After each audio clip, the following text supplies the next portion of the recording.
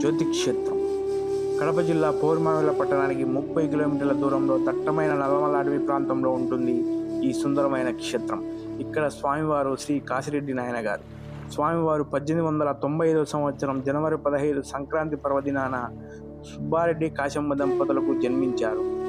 స్వామివారు తన గురువు గారైనటువంటి అత్తిరాస గురువయ్య గారి దగ్గర శిష్యులుగా చేరారు. స్వామివారికి ఒకరోజు కలలో కాశీ అన్నపూర్ణాదేవి సాక్షాత్కరించి తను ఇక్కడ భూమి పొరల్లో వెలిసి ఉన్నానని, తనను వెలికి తీసి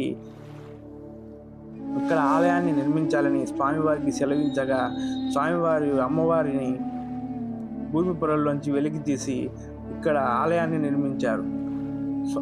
కావున నాటి నుంచి నేటి వరకు ఇక్కడ నిత్యాన్నదానం యజ్ఞంలా జరుగుతూనే ఉంటుంది.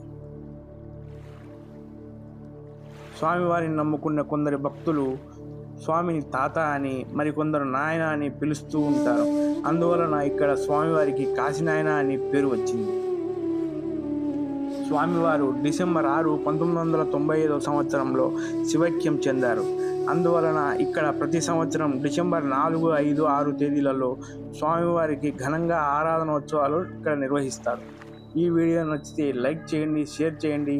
ఇలాంటి మరిన్ని వీడియోల కోసం మన యూట్యూబ్ ఛానల్ని సబ్స్క్రైబ్ చేసుకోండి.